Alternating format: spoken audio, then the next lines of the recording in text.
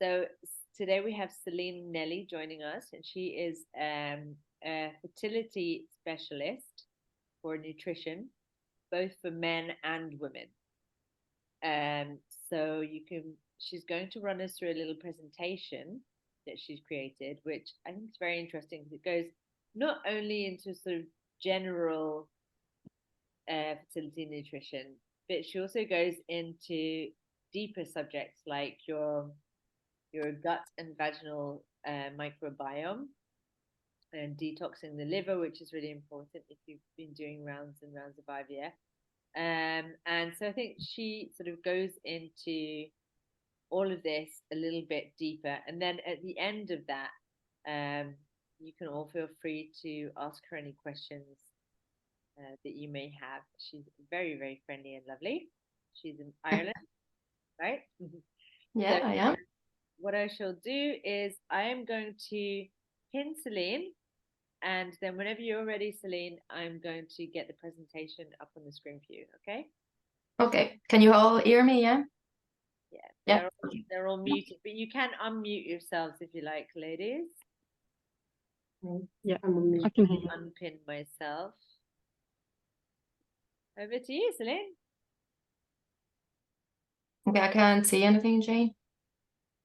Yeah, you are pinned, that's why. Oh, like, so you want me to share my screen? Yeah. No, it's... No, you don't need to share your screen. I've just pinned you to sort of introduce yourself or all right you'd like to say, and then whenever you're ready, you let me know, and I'm going to share my screen and I'll pop your presentation up. Okay, that's no problem. So hi everybody. So I'm really excited to be here. So yeah, as Jane said, we met at a fertility show back in May. So I'm a fertility nutritionist. So I'm a registered nutritional therapist and specialize in fertility for both men and women. I'm in Ireland. I'm originally from France. So my approach to nutrition and fertility is from a holistic approach, either through conceiving naturally or through assisted cycle. I think that investing in fertility is it's important not only for having a successful pregnancy, but for long-term health as well as a woman. And I'm all about, balance in both diet and lifestyle. So I don't advocate restrictions. So trying to adapt people's diet and lifestyle according to what they currently do, and by adding stuff rather than removing things. So that's me in a nutshell. So you're good to put the presentation. I'm going to bring your presentation up. Unfortunately, the girls have been very naughty and they have not sent me any questions. But they have said they've got questions in their head. Yeah. Okay, 1 second. Just gonna. So, and the presentation is, I'm trying to, cover some topic that might be of interest or that might not be talked about in fertility, or that you might not have explored. But I'm keeping it high level because obviously you're all on different journeys. So if you do have a specific question at the end, we can go through them.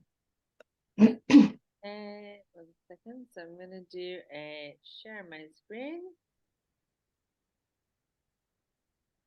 Okay, so do everybody just give me a thumbs up and let me know that you can actually see my screen properly. Okay, excellent. Okay, so off you go, Celine. You may continue. Okay, and feel free to keep your mics open so that if you do have any questions that are related to what she's talking about in that moment, you can jump in and say, okay, what's this? Or if you have any other questions that are not specific to what she's talking about right now, then save them up to the end, and we'll have a chance to answer everything at the end. Yeah. So you'll have to move the slide forward. I can do it from here. Yeah. So that's what we're going to cover. So I've already done who I am. Just a few things on, you know, when we, as I said, I'm not quite sure on where you are on your fertility journey, but, you know, a few things to, you know, the basic, I suppose, to get started. As I mentioned, it's a holistic approach that I'm taking. So it's a whole body approach to fertility. And we go through what I usually, you know, discuss with clients. Eating the rainbow and why is it so important? Blood sugar balance, you know, it is important for PCOS, but not only. Gut health, microbiome, giving some love to the liver is important as well, and we'll go through what food can do that. And then some food to soothe our adrenal gland and our, you know, the stress response. And then supplement, because I know that, you know, you're probably all on supplements, but what are the basic one, and when is it the time to maybe change the protocol? And then at the end, some, you know, time for question and answer. So if you want to go to the next slide, and maybe the next, because I went through that already. And then the next. So like just to get started, just in terms of, you know, and, you know, trying to conceive, it is a training. So we just need to get our body, you know, to where it should be, to be able to be pregnant and sustain a pregnancy, a healthy environment for a baby to grow. So those are like, you know, some of the basics that, you know, just to get started. So obviously knowing, you know, the menstrual cycle, knowing the fertile window, you know, are we tracking ovulation, you know, the different methods to do that. You know, ovulation is needed, obviously, to create or to produce progesterone. So really ovulation is the main event. You know, there is some blood works to be done as a basic, you know, nutrient status, you know, the sex hormones, and you know, and then depending on whether the cycle is regular or not, there might be further tests or bloods to ask. You know, prenatal supplement is the basic, so vitamin, prenatal vitamin, and multivitamin, and fish oil. And then really for both men and women, you know, it's around 90 to 120 days for window, so that we can improve or optimize egg quality and then sperm quality as well. Obviously, you know, you probably moved on from there, but the contraceptive, you know, is something to take into account as well, and trying to resume the menstrual cycle after we stop the pill. And then smoking and alcohol are always you know, things to watch, to try to minimize or to stop as early as possible before starting to try, because they have you know, impact on the outcome. So it's really like and you probably are further on down the road on the journey, but I thought that it'd be good to understand, you know, the basic. And really, I suppose, like for me, you know, like with my clients, what I see a lot is you know, ovulation, and understanding, you know, are we ovulating or not? Are we making that progesterone, you know, in the second phase of the cycle? So I don't know, do you have any question on that, or we can move on to a bit more specific, maybe? Maybe has everybody had a blood test to check all of your hormones? I'm guessing you all have checked your hormones, but have any of you checked to see if you have any like nutrient deficiencies, or is there anything specific in the blood work that you would recommend them to test, Celine?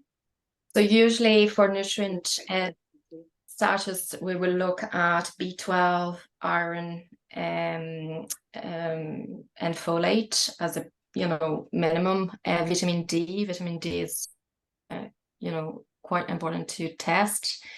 You know, it is recommended to supplement with vitamin D, but I think that, you know, it's always good to know the level in advance, and then use the right dosage if you need to supplement, rather than supplement for standard, because we don't get the daylight from October to March. So I think like testing the level, it's a good idea. I don't know in the UK, I know in Ireland it's difficult to get doctors to agree to it, but there's a lot of private tests that you can do at home that can do that.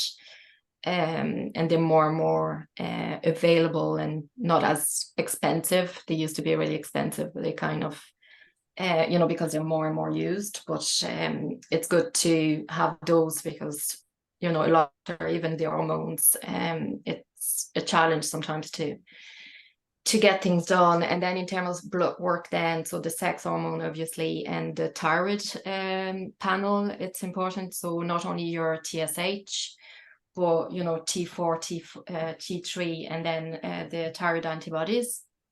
It's always good to have, just to make sure that your thyroid is optimal. The reason is that for the first 3 months of the pregnancy, the baby is relying on your thyroid hormone. So if you don't have a good level, that can sometimes be, unfortunately, the reason why you might miscarry. So just making sure that there's a good optimal health in the thyroid before conceiving, it's always a good one to look at. So there will be the basic testing that I will do. Then if there is like PCOS or endo, or endometriosis or other endocrine disorder, there might be other stuff that we want to look at, like inflammation and blood sugar and fasting glucose and etc. Can I ask a question just there, please? Yeah. So, in terms of nutrition testing, I don't know really what has been done. I think maybe vitamin D, definitely thyroid, because I've had, for me personally, if that's okay, if I can just chat about that for a second, is I'm on levothyroxine. I'm just doing it because I've been told to do it. I have no idea what it's actually doing. I'm just doing it. And also I've heard about folate, but I take inofolic alpha because I've been diagnosed with some form of borderline PCOS. And for me, that I can actually see is doing something to a point where I know dead on 4 weeks I will come on. Since having it, it's literally been that dead on. But I know I should be having folate, but is inofolic alpha still okay? Because that to me has folic acid, not folate, the active form of folic acid. Yeah, and unless you do a genetic test to see if you have a genetic mutation, like it's we don't know if you're converting folic acid to folate, because that conversion needs to happen. And in some people that have a genetic mutation, so it's SNP, sometimes the conversion doesn't happen. So that's why we like I would usually recommend something with folate rather than folic acid, just to because most we don't know unless you do a genetic test. There's no way to know if you have that mutation. So because we can absorb folate, like the form of folate, methylfolate, better, and there's a lot of supplement there, but I know that it's not in the mainstream medical world. Is not folic acid is still recommended, like doctors are recommending folic acid, but for us, we usually as nutritionists, like we would recommend folate just purely because we don't know if you have that SNP, that genetic mutation, and a lot of people would have it. So unless you spend a lot of money on a genetic test, it's hard to know, but we know that a lot of people do have that. So you would recommend, Celine, then activated folate? Yeah, and there's a lot of like loads of the nutrient, the multi out there these days would have like folate, so like that active form of folate. But I know that if you're with a, fertility doctor and you need more folate because you had an issue, they would give you folic acid. And look, it's a conversation to have. If they are adamant that they want folic acid, I would always go with the doctor, what the doctor says. But, if they prescribe specific dosage of folic acid, I probably will go with that. Or have the conversation saying, like, how do we, how are we sure that I'm actually converting folic acid to folate and I'm getting enough folate? And I suppose the blood test is, it's a way to go, because at least you'll know that you have enough folate. I did have a recent blood test. That was just because I was feeling quite lethargic, and on that she straight away said, "Oh, you're having supplements, I can see your folic." And that's about it. She didn't really comment any further. She didn't go about levels. She didn't tell me what number I was, whether I met this threshold or not. But I kind of put that as well. That's probably a positive. Yeah. Like, and it's hard for me to say because I don't know the level. But if she's, if he wasn't low, I probably will take it. That, but yeah, they usually say it's normal, but they don't give you more details than that. So it's quite difficult then to, advocate for yourself. So Celine, which is the gene mutation that it's MTHFR, I think it's called. It's the gene, like the SNP, so the mutation that you're not converting folic acid to folate. I normally remember that as like the motherfucker gene. Exactly. Yeah. That's another way to put it. Yeah, it's but you need to do a genetic test to find out. So it's actually interesting, that we're so individually different, and we have all those genetic defects, so to speak, that sometimes some of the conversion are not happening the way that for most people it would happen. Yeah, so you could actually even possibly, I don't know if this is correct or not, but you could actually be having more of it in your blood, but not being able to use it in the way, your body's not using it in the way that it's supposed to. So you don't convert it, so you would see it. Testing. Like the folate is the most bioavailable, and that's what your body uses. So if you take all the folic acid, but there's no conversion happening, you're probably not going to get the benefit of the supplement. Right. There was something you've reminded me about, the conversion and active form of. There's something else, isn't there? The coenzyme Q10, and there's an active version of that as well. I imagine we're probably going to come to it, so I don't want to jump ahead. Yeah, no, I'm not covering that, but yeah, like in supplement, and not all supplements are the same. So it's just when it comes to supplement, is the quality, of the ingredients. So the more bioavailable form the supplement is, the better is going to be utilized. So yeah, for CoQ10 is the I never know how to pronounce all those words. Ubiquinol form. It's the best form. So folate, B12, like there's a methyl B12. So it's the active form, and the quality, the bioavailability will be better, and your body will be able to, it's readily available, so there's no conversion, so it's all there. So yeah. Thank you. Great. No problem.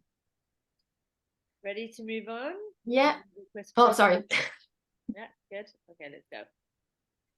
So just in terms of as I mentioned at the beginning, like, we usually take a whole body approach. So, when I work with clients, like the questionnaire is really detailed, and, it's all sign and symptoms. So we'll go with the sign and symptoms, hopefully a blood test, and kind of to identify, is there any imbalances in the body, that need to be addressed with either nutrition, lifestyle. So I'm not covering lifestyle today because Jane is, is giving you all the, the nice, yoga and meditation and, all the nice lifestyle that, I would usually recommend. But we would use, nutrition, lifestyle, so sleep, stress management, movement, and then all the environment toxin as well, like just do a check there, as well as supplement to kind of address or manage the imbalance. And they're all the different areas that we would look at. So, adrenal health. So, are you stressed? Is there anything that we can do? Why you're stressed? It can be, physical stress, psychological stress. It can be a stress in your body. So inside your body that you don't see. So inflammation, blood sugar imbalance. Gut health is another one that it's really important, and we'll go through in more details after. Thyroid health, vaginal health, hormonal harmony, so making sure that you're producing all the sex hormones that you need, so for your menstrual cycle to be regular, that you're making sure that you're ovulating. Liver health, looking at a source of oxidative stress and inflammation, and then energy and blood sugar balancing. So all that is really, through signs and symptoms, we can see where an area might need to be prioritized or addressed. And all those have either an impact on egg quality, sperm quality, the environment that for the baby to grow. So it's all important to address.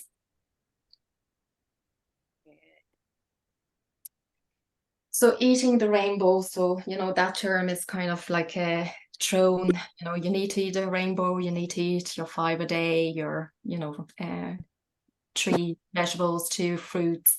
So there's a different, angle to it. But really from a fertility point of view, eating a rainbow, it's important for combating oxidative stress and making sure that we have all the vitamins and minerals from the fruit, and it's the fiber as well from the fruit and the vegetables. So fruit and vegetables are really, an amazing tool, I suppose, to make sure that you have like regular bowel movement, to make sure that you have gut health, so that your gut and your bacteria in the gut are thriving.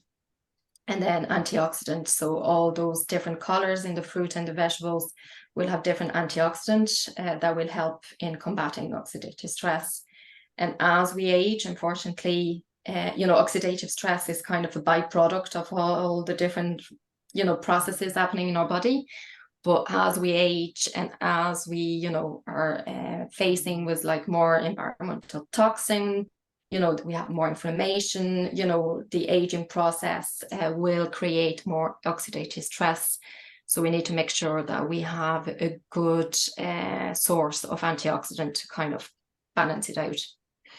So your red, it's important, especially for sperm health. So for, the sperm of the men, because if they have an antioxidant called lycopene, so it's found in tomatoes and watermelon and all those red, but like in high quantity really in cooked tomatoes. Orange, so it's a phytonutrient and antioxidant. The orange color is really important for progesterone production as well, so like to maintain that production. And then yellow, anti-inflammatory. So really like all the colors are, antioxidant, anti-inflammatory, and they provide a lot of good vitamin and mineral to support all the processes in our body. So next. So the white, the purple, the green. So I think that we're good, as most people are good with the green. So having like, the spinach, the kale, or the broccoli, or, when we talk about fertility, maybe like there's a lot of focus on that, and it's because it's a good liver support.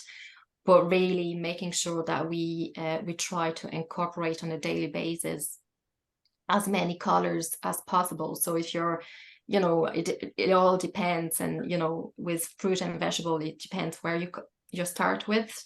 You know, some people will be good, some people might be, you know, eating way more, and it's fine. It's just to start where you are, identify which you like in every of the colors, and then maybe the ones that you don't like, you leave them. You know, you don't want to add stuff that is going to stress you, that, you know, if you don't like broccoli, don't eat broccoli.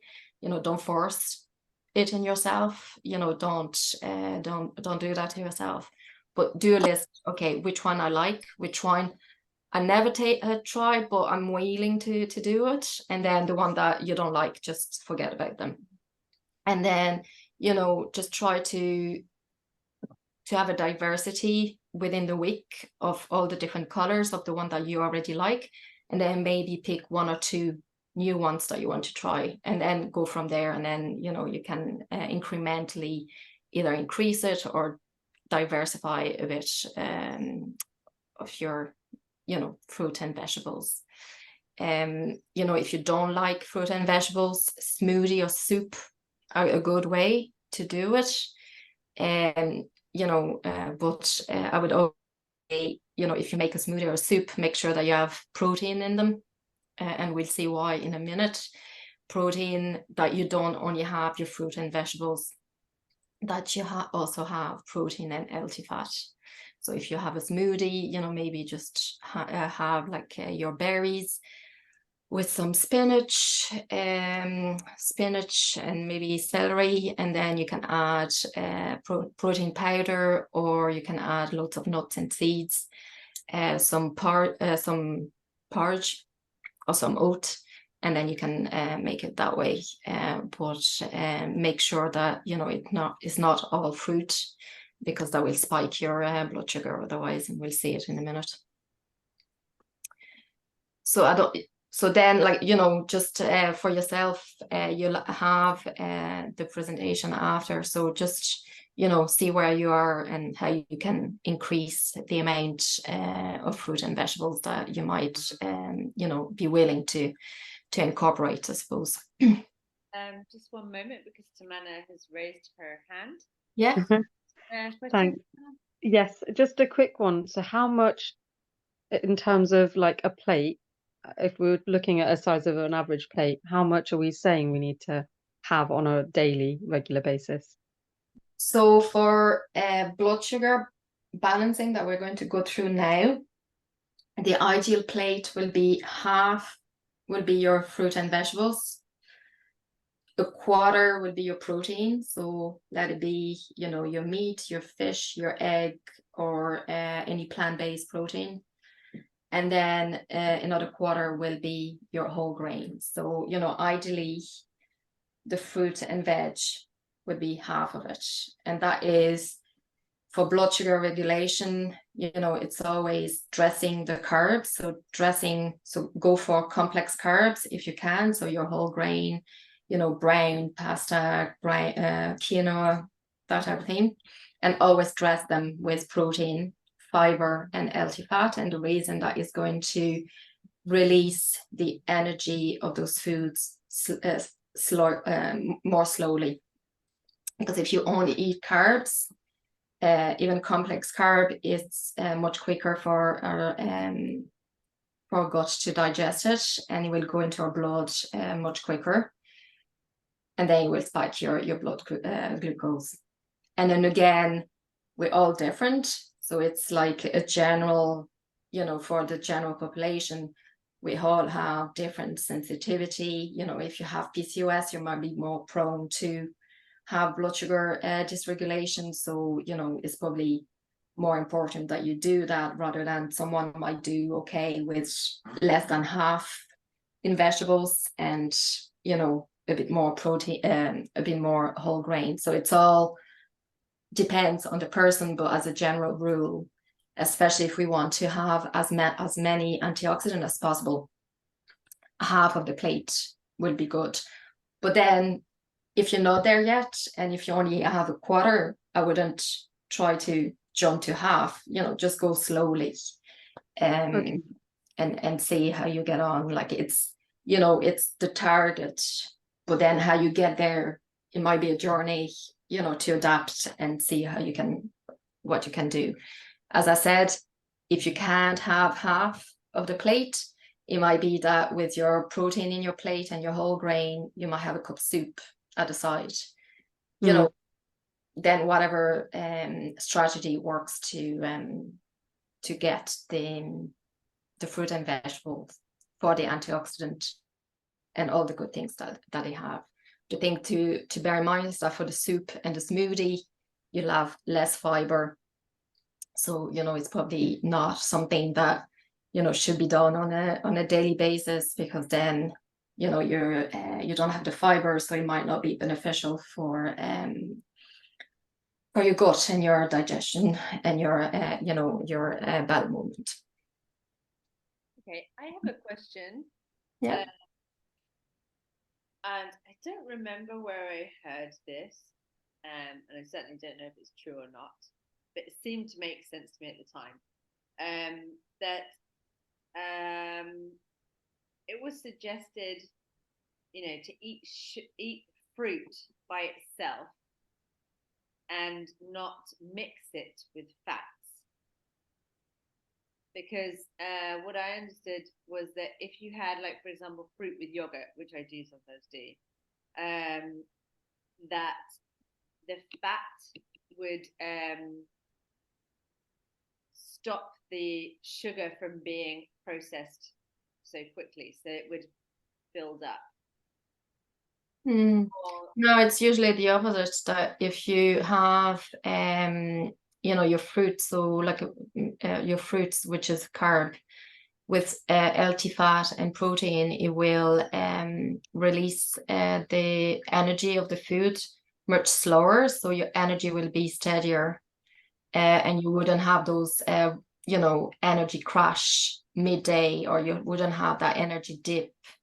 So, you know, having like a protein and fiber snack is actually a good idea. So having nuts with fruit, it's actually a good combination. That if you have your fruit on its own, even so it's a whole fruit and it has fiber, so you wouldn't be as, you know, in your blood as quick as a glass of orange juice, let's say, but it will still be quicker to be in your blood than if you have some healthy fat and protein with it. Maybe it was something to do with, you know, for example, some people say that you should eat fruit separately and then have it, you know, a couple of hours before your meal. Or some people have their fruit, like in Spain, for example, it's very common, people have a piece of fruit after dinner. Yeah. Yeah. I was wondering how, like, about the fermentation of the fruit. Like, does it cause gas if you have your fruit after your dinner? And then it, you know, like if you have meat, for example, for dinner and then you have fruit, would it be better to do it the other way around, or is that significant or not really, as far as like digesting everything and blood sugar levels? See, and again, like, you know, there's a lot of focus on blood sugar, but unless you have a monitor, it's quite difficult to know how you actually react to all the foods. So, you know, as a general rule, that would be, you know, to have protein with fiber and healthy fat and the carbs. But you might handle those food differently than Anna or than me. You know, it's unless you have that blood monitor that you know, you can actually see how you react and how your blood sugar is reacting. It's quite difficult to know how everybody is going to but there is research, you know, showing that protein and fiber and fat will help you know, having regulating blood sugars, and having that roller coaster through the day, and it will make your energy steadier, and having protein will make you fuller as well. So protein is actually a good one to have at each of your meals, because you feel fuller longer. Okay. And what about, for example, then for breakfast, like if you were going to have like a bowl of like overnight oats with fruit? I would suggest that you add nuts, seeds, maybe some peanut butter. you know, if you feel that it's not enough, probably protein powder is a good one. You know, for breakfast, if you can, you know, and if you have time, an egg-based breakfast is a good idea, because egg is, you know, will make you, you know, it's savory. You can add like fruit, vegetables or fruit with it. So trying to not having only porridge with honey and fruit, that will be, you know, you probably will crash quicker than if you dress it up a bit with some protein and some fat. And then one thing as well to bear in mind is that in most of your food you have vitamin A, E, D, K, so they're all fat soluble vitamin. So if you don't eat fat with them, you can absorb them. So, you know, it's another, you know, important area that, you know, some people are kind of like stay away from fat. So, but fat is needed to absorb those vitamins, and then also it's needed for our hormones. So, you know, it's just the type of fat that, you know, needs to be looked at rather than removing fat altogether. Okay, so like for example, like a green smoothie with avocado in it, Mm-hmm. nuts and seeds. Yeah, nuts, seeds. You know, if you tolerate dairy, just add milk or yogurt. If not, maybe soya milk. And if you feel that you don't have enough, you know, protein powder can be a good one as well. And how much protein do you need in each meal? I've heard like 30 grams per meal. Is that right? I would usually go like it's 20, like a 20, like we're all different. Again, it depends on your level of exercise, but I would usually go by especially when trying to conceive, probably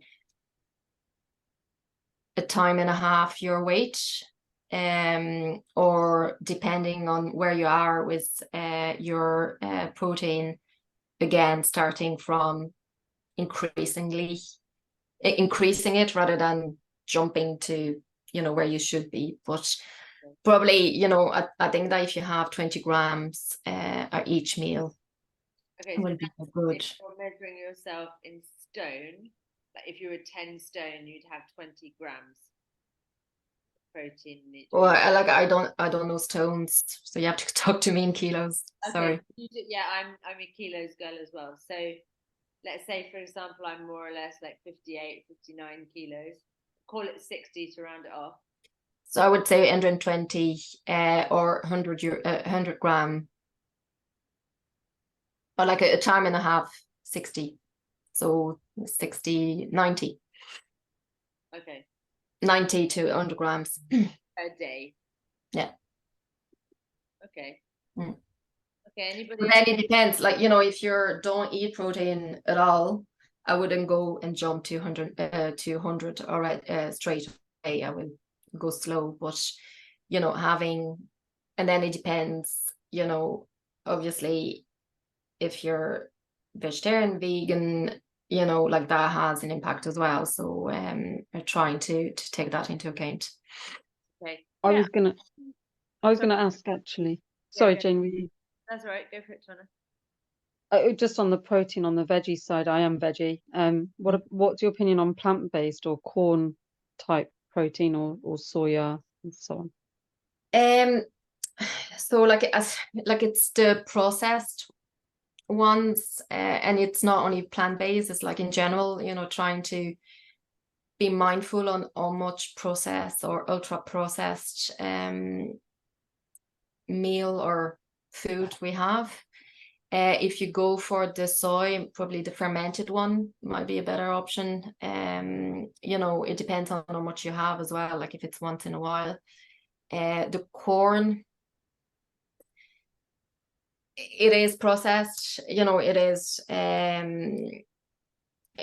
yeah, like you probably need to look at the back. I don't know, like if what type of fat they use.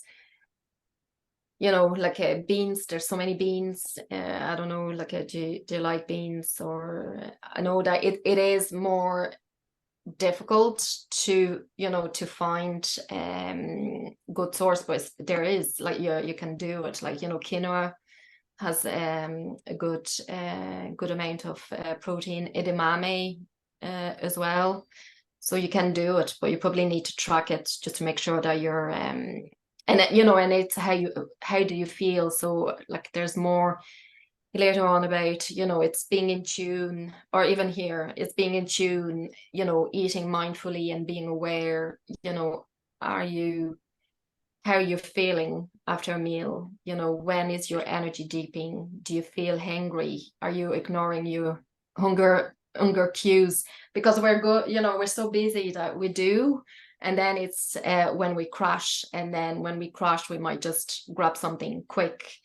You know, that might be convenient, but not necessarily nutritious or, you know, nutrient dense. So it's like being more mindful and aware on how we are. And it might be that if you get hungry really quick, it's like looking back, okay, did I have enough protein? Or, you know, what was my meal? Do I need to change something? So it's just being more in tune on with what we eat and how we eat. I think it's you know, and note, like taking a notebook and, you know, starting to build up, you know, that understanding on how you are, and, you know, is what you're eating, you know, what's the composition, and is it enough? Do I need to change something, you know, to make me feel, you know, have more energy longer? And definitely when you have hunger cues, you know, just trying to not ignore them. See, can you be prepared and have a snack that will be, you know, beneficial, so that will have like your protein and your fiber, if possible, you know. So it's yeah, it's getting to know you, because I think that we all, it's not that we don't know ourselves, but it's just like we're just going with the flow, and sometimes we just forget The awareness. sit back and be aware. Yeah. Thank you. I have another question. One of them being, how often, to keep your blood sugar regulated, how often should you eat? Would you recommend 3 meals a day, or little and more often? And Again, it's all depends on, you know, do you know yourself? So some people are, it depends where your blood sugar is at the moment. So if someone is on a roller coaster, I probably would say eat every 2 to 3 hours to balance and regulate the blood sugar. So, you know, having your breakfast and then 2 or 3 hours after, maybe a snack, you know, and see how you are. And then it might be that, you know, when you know where you are and you're regulated, is like, okay, can I increase the portion of protein at each meal that will make me not want the snack in between, if that makes sense. So it's really starting from where you are. If you're on a roller coaster and, you know, have that slump at 10 o'clock and, you know, at 3 o'clock, and you're just like, you know, crashing.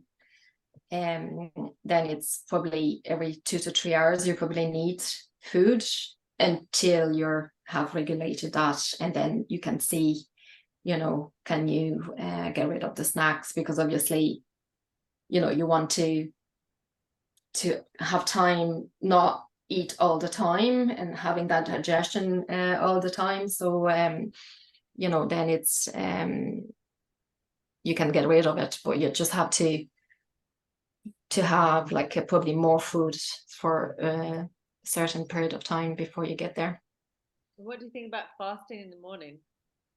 Fasting, again, it all depends where you are, because if you're on a roller coaster, fasting is not going to have you're going to have a stress response, because if you're angry, you know, if you're on a roller coaster in the morning, you're going to be hungry, and you're going to ignore that by fasting. your body is going to go into stress and you're going to release cortisol. So it's counterproductive. So again, it's regulating the blood sugar through the day, and then, maybe have like a, what do you call it? Time restricted eating more than fasting. So, maybe once your blood sugar is regulated and you don't crash and you're not hungry all the time, it's maybe just stopping to eat at 8 o'clock and, having like a 10-12 hours in between when you stop until you have your next meal. But, we just need to be, as a woman, we need to be conscious that, fasting can have an impact on our hormones, because if we are, if our body respond to a stressor, we're going to create cortisol, and cortisol, shouldn't be too high, because it can impact our sleep, it can impact our progesterone production, it can impact so many things. So, it's just to bear in mind that being blood sugar dysregulation can have an impact on our stress response and our hormones, because if we have too much blood sugar, like if our blood sugar is dysregulated, insulin is going to be released. If we have too much insulin, it has going to have an impact on testosterone, and that's why then we don't ovulate and etc. So it's I think it's important just to understand where we are and then building that up, and see, is it going to serve you, or create an additional stressor that you probably don't need. Okay. And one last question for me is about the protein powders.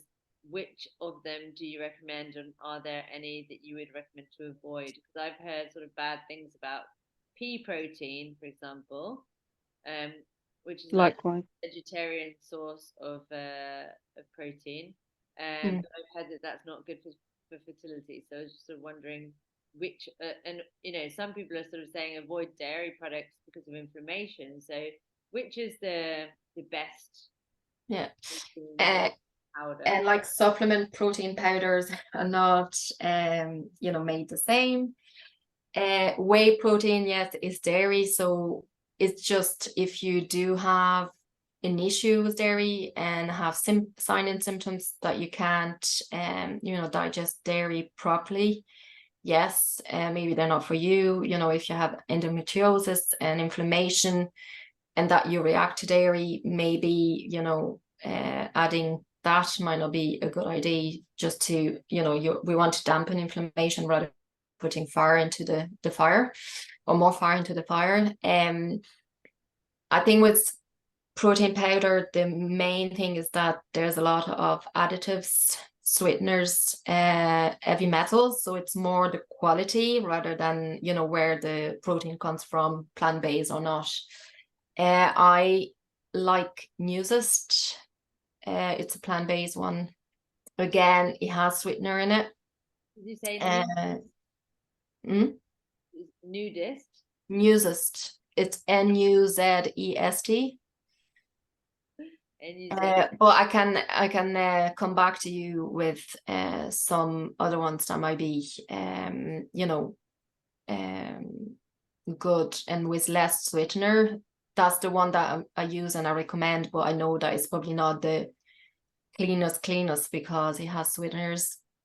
But with protein powder, is more the additives, and some might have some heavy metals, so it's more the quality than necessarily where the protein comes from. Which ones would have heavy metals, and why would that be? Would that be because of the processing of?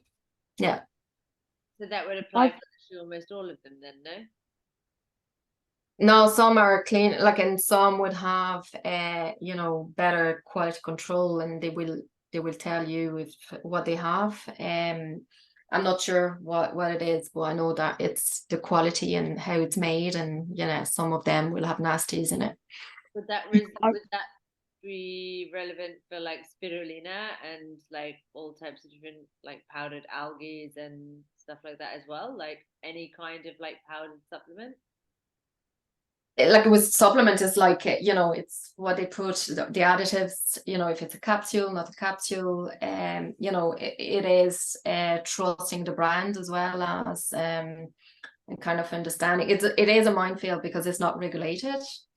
So there's no, you know, you shouldn't have this, you shouldn't have that. It's kind of like everybody is almost doing their own thing. I've come across because I did a bit of research on protein shakes as well, because I've had it like years ago, and then I kind of had a break, and or only a few years ago, sorry.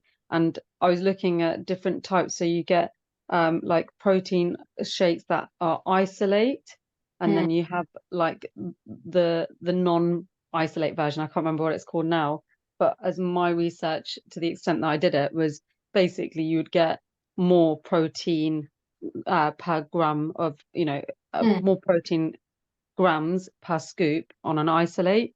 And so I've kind of gone with that. And certainly I echo what Jane's saying about the pea protein. That didn't seem like a good option, you know, really, in terms of research I did.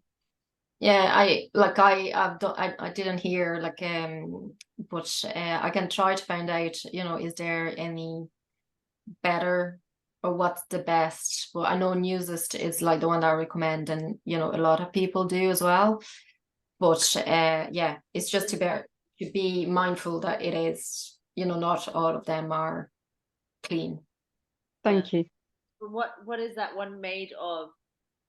The newest one is a plant-based. I think it's pea and something else. I don't remember. Okay. Okay, good. Any other questions around the blood sugar or the protein? Proteins cause quite a stir. Yeah. I've tried a protein powder that does really clean, but it is pea protein, and they now are making one without sugar or very low sugar. And it's a company called Arbonne, and they do a lot of products without minerals and just very clean products. All right. Felt good to me compared to other things I've tried. Okay. So I don't really know. It's the best I've tried. So. Arbonne. Company is called Arbonne, Arbonne. All right. Okay. Protein shake. They have a new version with much lower sugar than they had previously. Yeah, because like the issue with those is like, yeah, there's sweeteners, or you know, there's you know, the flavor comes from somewhere, right? So yeah. Okay. Very good. Anybody else? Any questions? You? Okay, moving on. Gut health. Okay, gut. Probably be here for 2 hours talking about gut. So just with the gut, why it's important is that 80% of our immune system is in the gut. So if there's an issue with digestion and with the composition of our microbiome, you know, we might experience food sensitivity and discomfort. And if we have food sensitivity, there might be the gut lining might get impaired. And if the gut lining gets impaired, so you might get inflamed. And if it's ongoing, then we might have leaky gut. And what happens is that particles and digested particles of our food goes into our bloodstream, and our immune system is on alert. So, you know, trying to minimize or manage gut symptoms. And, you know, if it gets to a point where there's food sensitivity, trying to understand what food, remove them for a little while and repair the gut lining. Because what we want is that our gut is like kind of like, you know, the, how do you call it? Or sink, you know, the sink, and then you have like the water going into the pipe. that's what we want, the pipe not to leak.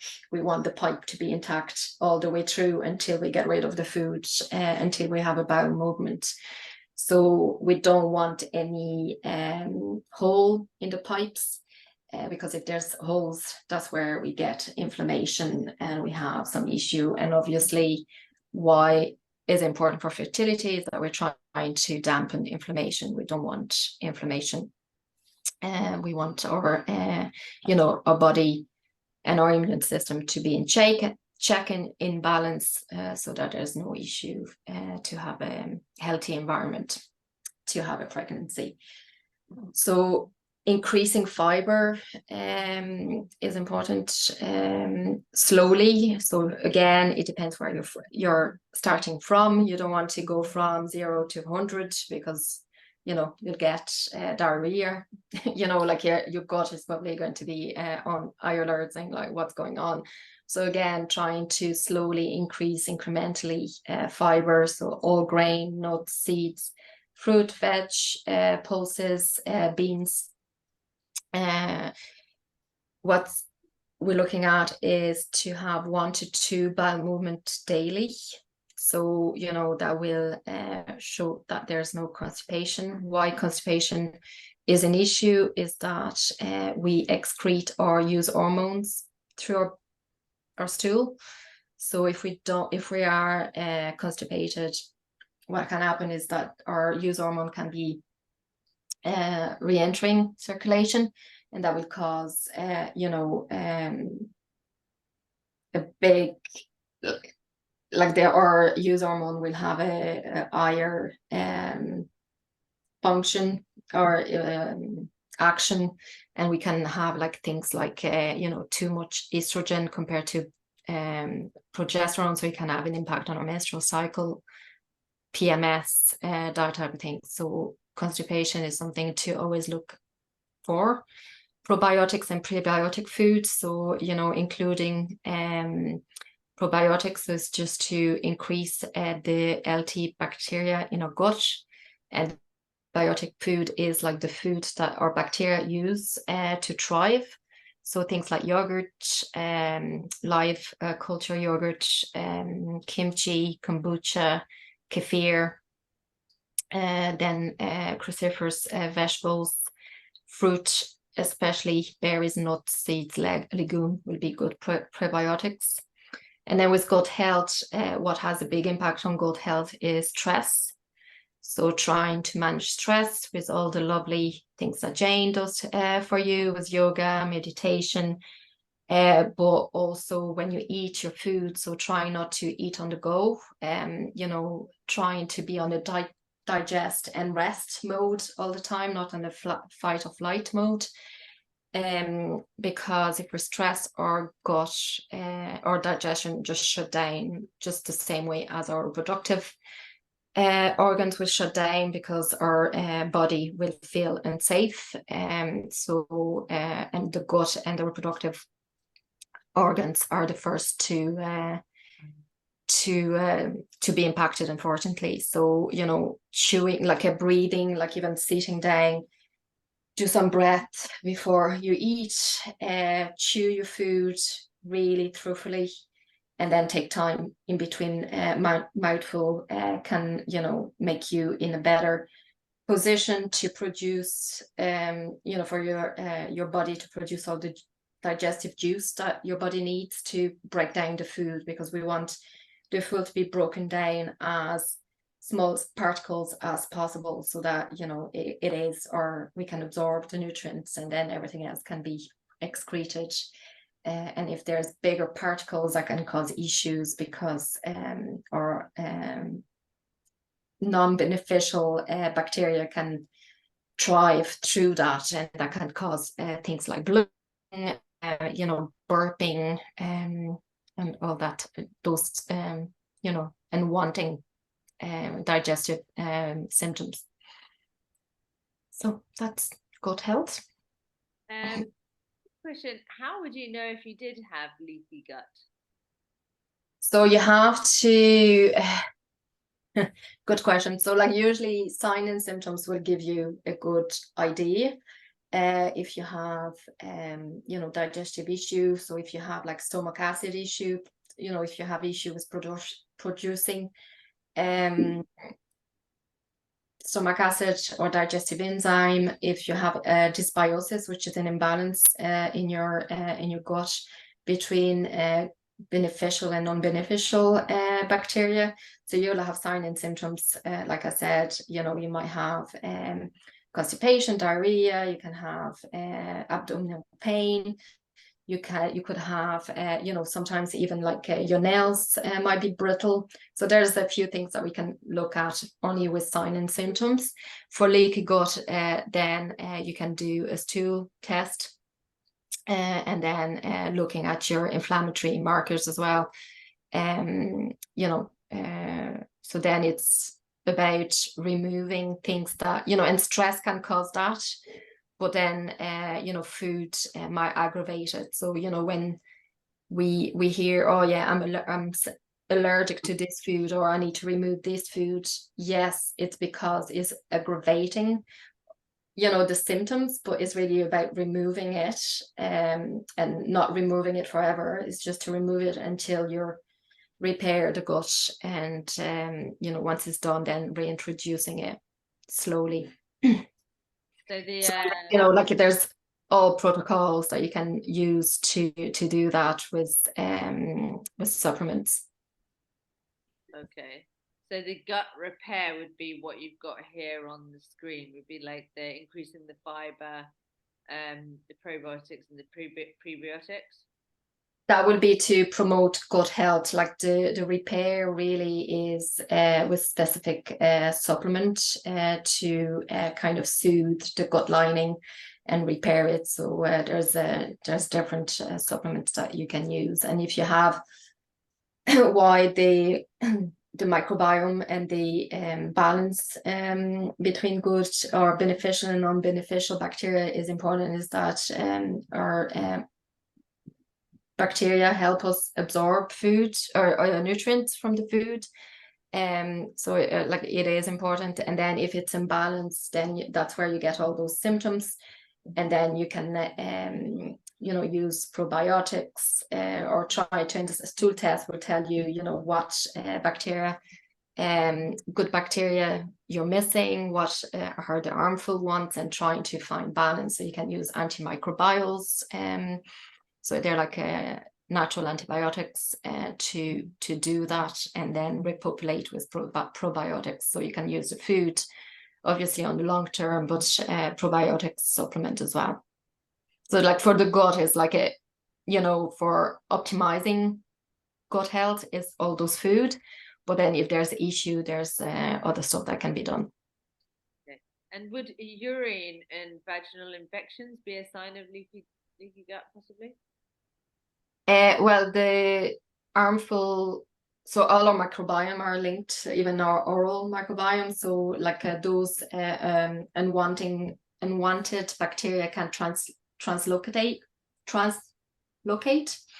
So they could go to the vagina. So it could be, all those food will be beneficial if you have a vaginal imbalance as well. But there is, other, for the vagina, it'd be more vagina microbiome testing, specific, just to understand what's the ecosystem there, and targeting with specific probiotics and antimicrobial as well. I'll just move. So that's vaginal microbiome. Yeah. So that's it. All right. So in our the vaginal microbiome, so we have a low diversity, whereas like in the gut there probably be more diversity. It's mainly, you probably have heard of that strain lactobacillus. The pH between 3.5 and 4.5. So if the pH is impaired, that can cause issue. And we have really so Candida, E. coli, so all those unwanted bacteria are there, but they're on, not in the majority, so they're low.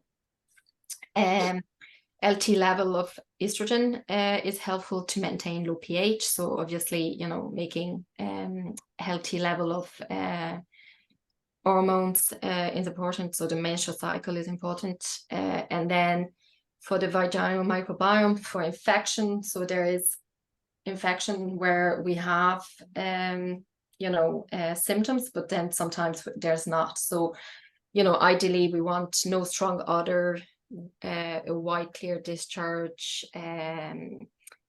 slippery and wet, depending on where the cycle is. So, you know, like we don't want and wanting odor, you know, like if the the discharge is a different color, that can be a sign of infection.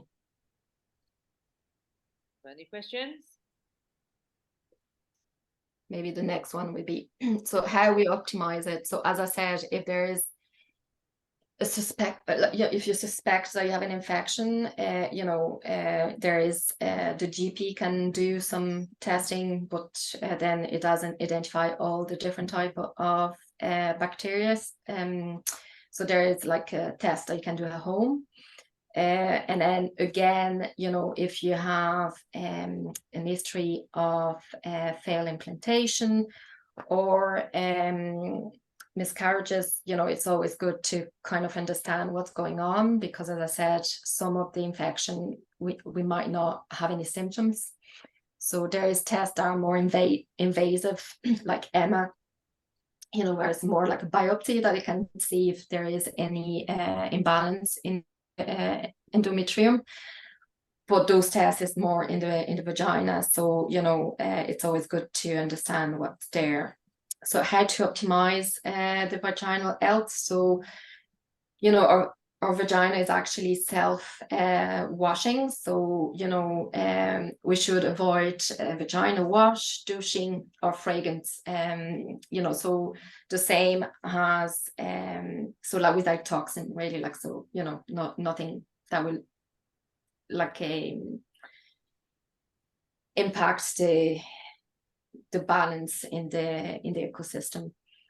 If you're using lubricants, try to use water-based ones, you know, not ones that will create an imbalance. Again, like as you were asking, Jane, yeah, eating a diet dense in whole grain, vegetable, fruit, nuts, seeds, fermented food. So like we've seen for the, it's helpful.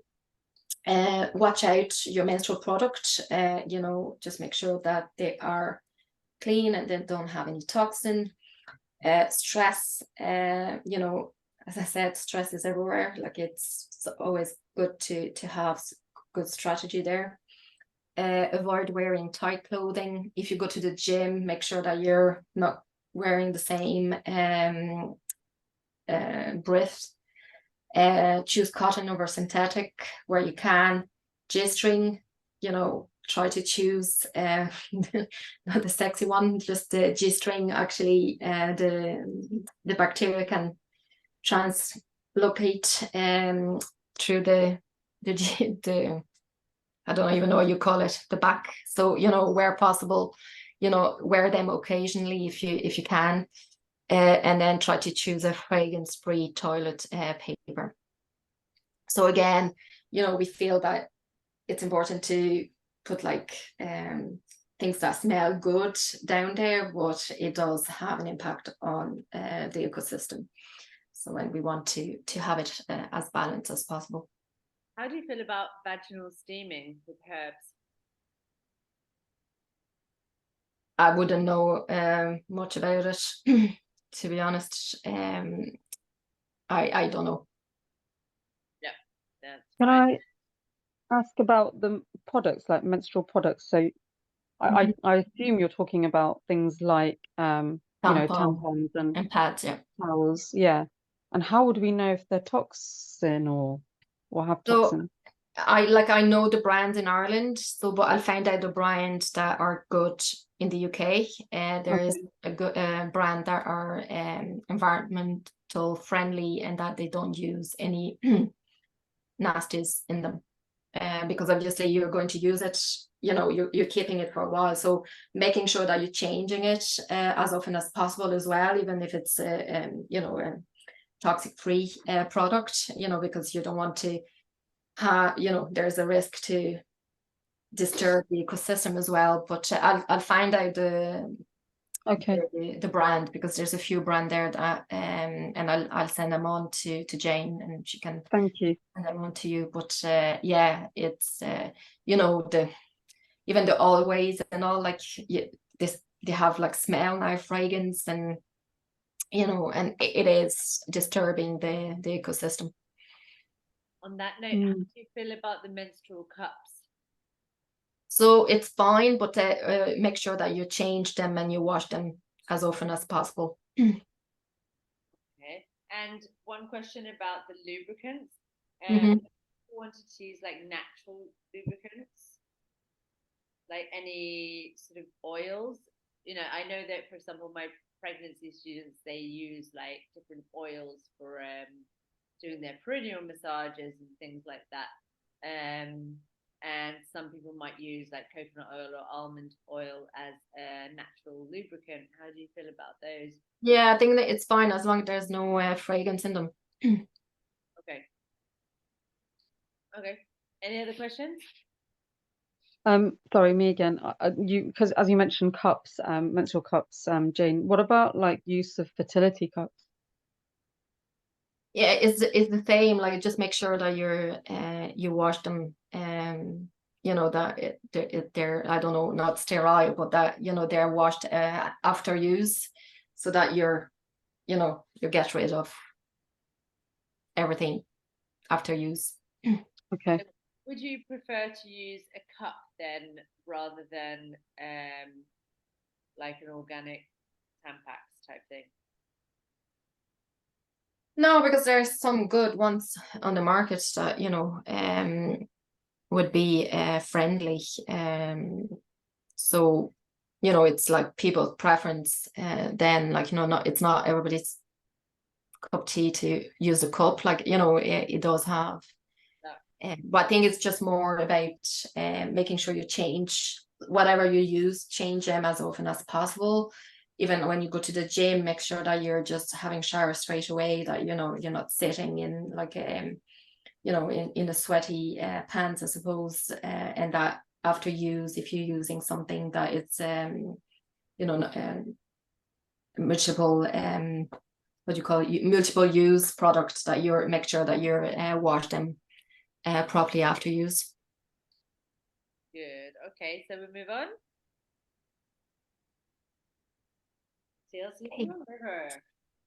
Yeah, so I think that we've touched, you know, and again, like, you know, there some of those foods are good for across you know, different system. But for the liver, so our liver is our detoxifying organ. So really, we don't really need, you know, detox juice, or, you know, like our liver is doing that for us. It just need to give the liver the love that you deserve, and not overburdening it, and giving the nutrients that it will need to do what he's supposed to do.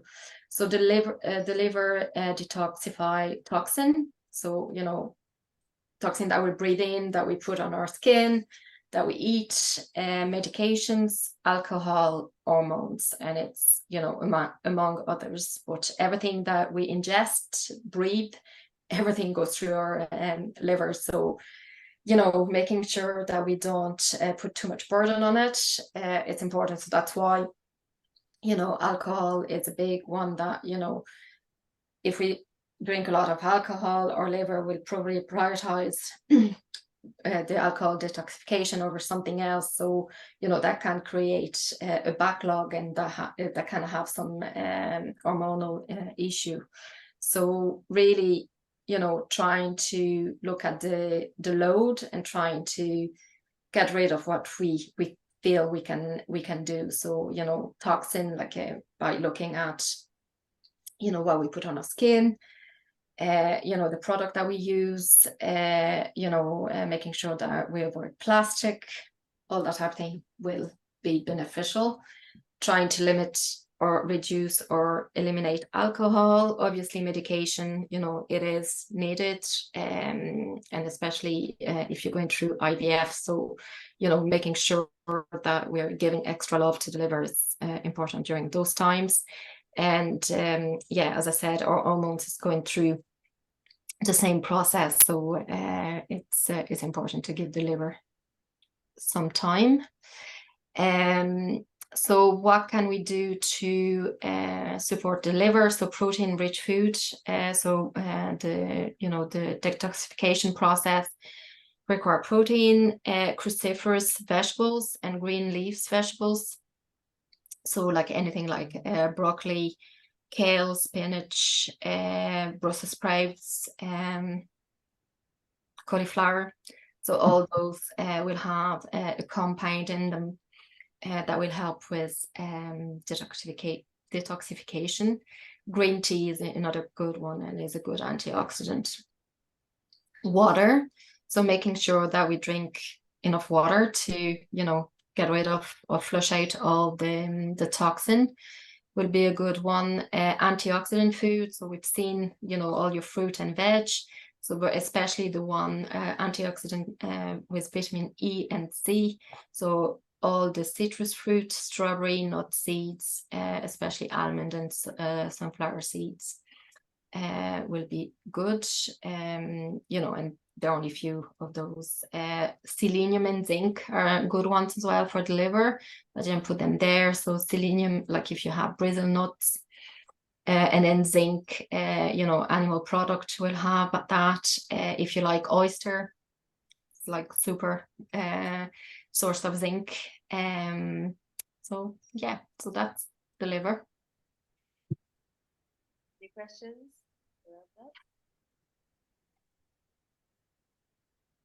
And then I think the last one is the adrenal. So, it's balancing cortisol and melatonin. So, we need cortisol to get up in the morning.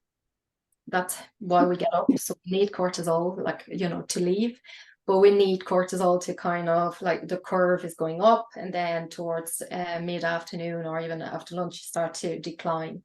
And that's when melatonin kind of take over, and that's, why we sleep.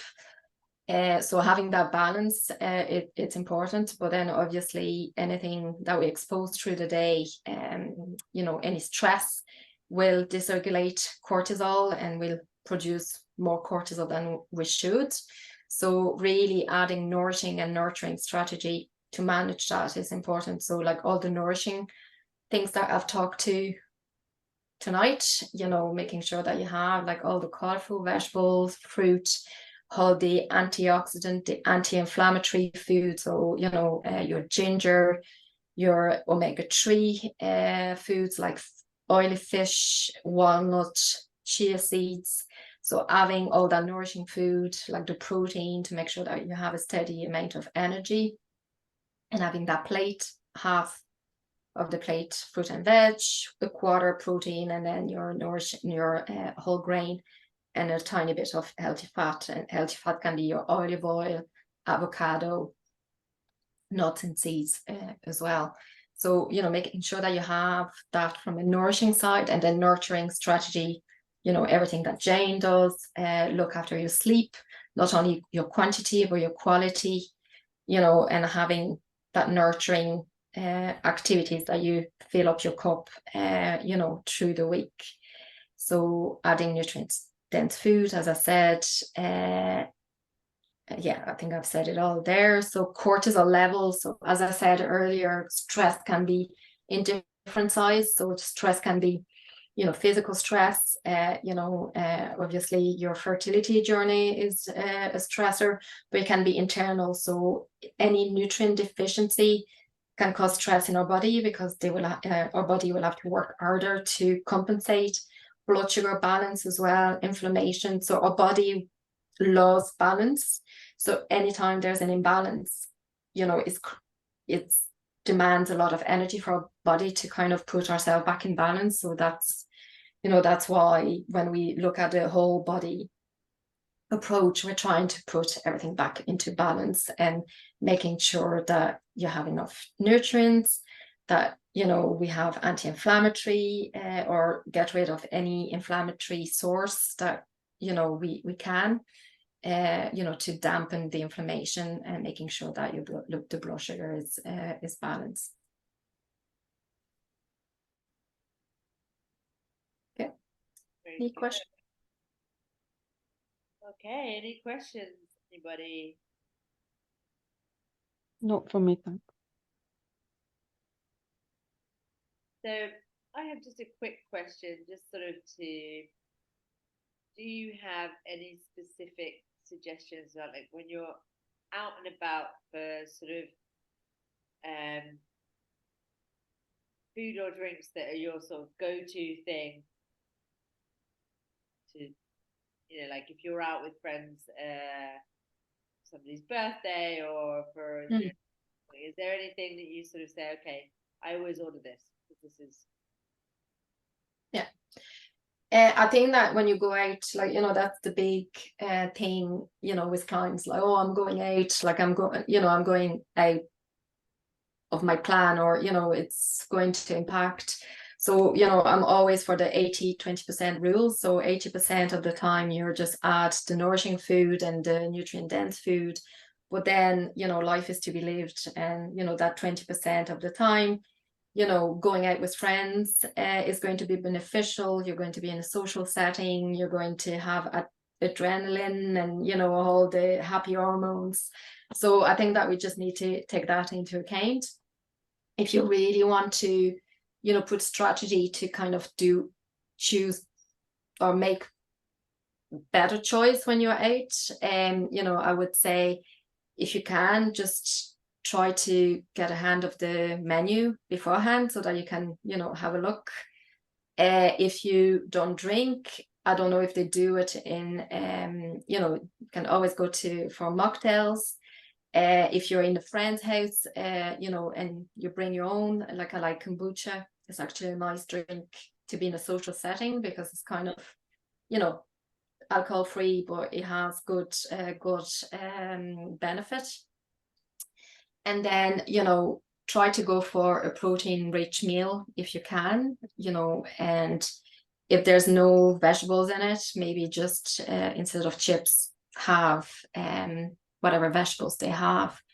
But then have the dessert, and, you know, even if you want the glass of wine, you know, just, I think those times kind of balance out almost, because, you know, you're still trying to nourish yourself, or you're going to nurture yourself with being out with people, you know. And there's always the social aspect with having a meal anyway, in, you know, in everybody's case, you know, like that social aspect is like being French for me.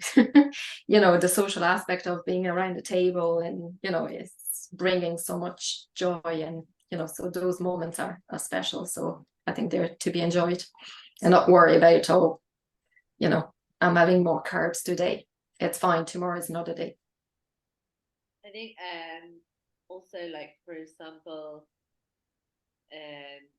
let's say for example, for your blood sugar, like, say, okay, well, either a glass of wine or a dessert.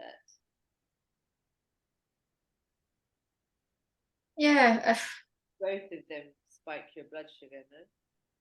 they will, but, you know, like, it's a once off. You're not out with your friend every day, so, you know, if you want to, yeah, like, you make a choice between one or the other. If you want to, you know, still have that control over, you know, you and I probably would go more with the cake than the than the glass of wine. And the reason being is that, you know, alcohol kind of bring anxiety. You know, it might make you dehydrated, you know, and might impact the sleep. So it's just much more than, you know, alcohol and fertility. So I think that it has like knock-on effect, and, you know, it has sugar and etc. So maybe just go for, you know, if you have to choose something that, you know, is not going to impact so much things aside, put a glass of wine might not, you know, might not hurt. Okay. Good. So, any other questions? No? How, I guess my question is, how do we know like the amounts we're going to take is actually appropriate, that it's meeting those thresholds or targets, like the protein and the plate? How do we actually know that is going to be making a difference? And then on top of that is the supplements we're all taking, like literally we're all rattling around really, with all the supplements and the tablets, pills. It's around the clock really. But you're doing it with utmost faith, and of course the research is out there. But I in all honesty, we're all in very vulnerable positions, and we're just going whichever way the wind is blowing. The next day we speak to a different, expert, and it's all of our trust and faith in all of that, including like a little vitamin D tablet. But how do we actually know it's doing what we need it to do for fertility? As I said, like, there's research in, a lot of the area and all the supplement that you're taking. So I don't know what supplement you're taking, but, I guess you're probably on CoQ10 and, the prenatal and fish oil. So I know what you're saying. And especially for women, egg quality. So all those supplements and, making sure that, inflammation and oxidative stress is just to make sure that you have healthy amount of hormone, and that is going to have an impact on egg quality. There's no test to confirm egg quality, whereas like for sperm, there's something that you have tangible. Your sperm quality wasn't good, you retest in 3 months, you kind of have like a tangible result. But for egg quality, there's not. I suppose, if you're going through a fertility treatment, having your lining, like having a good result there will show the impact that everything that has been done is working. But yeah, no, I hear you. There's nothing that we can give you tangibly saying, yeah, you're before the treatment your egg quality has improved. It's just, I know, trusting the process and how you're feeling. Do you have energy? How's your mood? All that. I think tracking it on a weekly basis or every 2 weeks, checking it with yourself. Because if you're still have low energy, your mood, your stress is still high, there's stuff that might need to be tweaked. So it's more around that. And yeah, I know. It's a funny one because age is a thing, everyone says age is just a number, but it's a thing in fertility.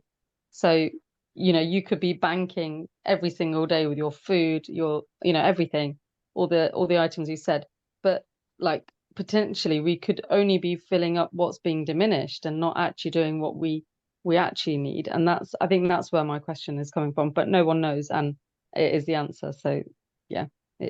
Yeah, and I think that, the supplement is filling the gap that you might be missing from the food, but the supplement and the food should give you.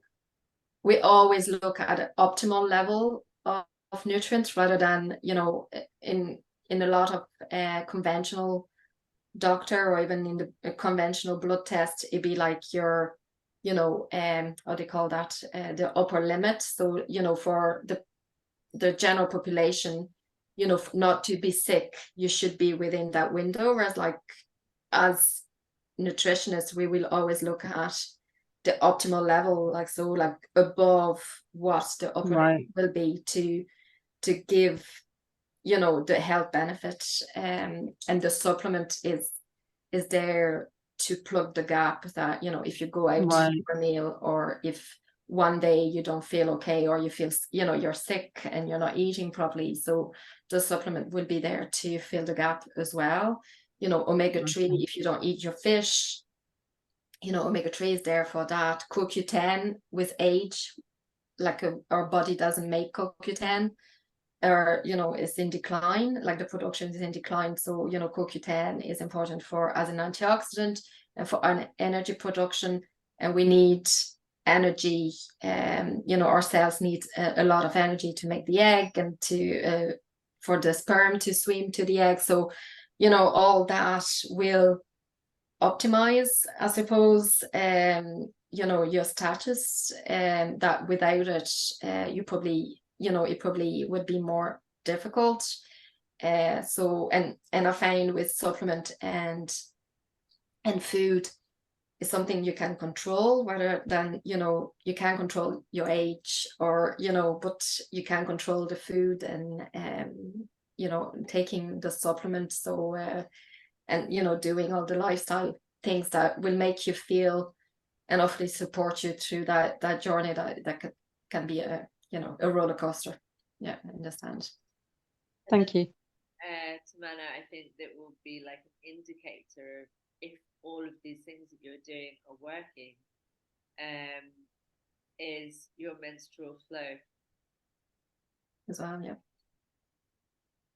So I think, like, you know, as I said at the beginning, you know, knowing your menstrual cycle, you know, like knowing the sign on when you ovulate, you know, so that you can confirm ovulation. You know, you can do progesterone test 7 days after ovulation. So, you know, having not as much PMS, how's your flow, you know, how many days between, you know, the day you're starting your cycle, so the first day of your menstruation until you ovulate, and then how many days from ovulation to, you know, like all that, you know, tracking and understanding what the length of your cycle is, the flow, you know, is it heavy, light, you know, all that. I think it's important. and the color and the consistency. Yeah, we talked about that the week last minute. Of, you know, obviously of your menstrual flow, that sort of can indicate hormonal imbalance or, you know, stagnant blood and like that. So I think that yeah, the length of your period and the color and consistency and all of those things, and also your cervical mucus and all of that should start to come into a healthy balance, like with all of the things that you're doing.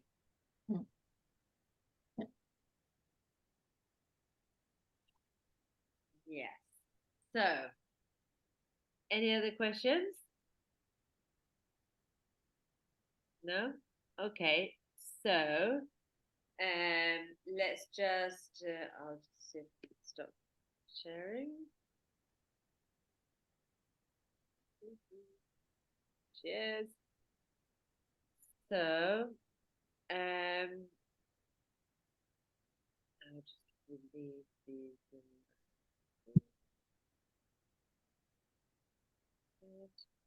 Yeah, so just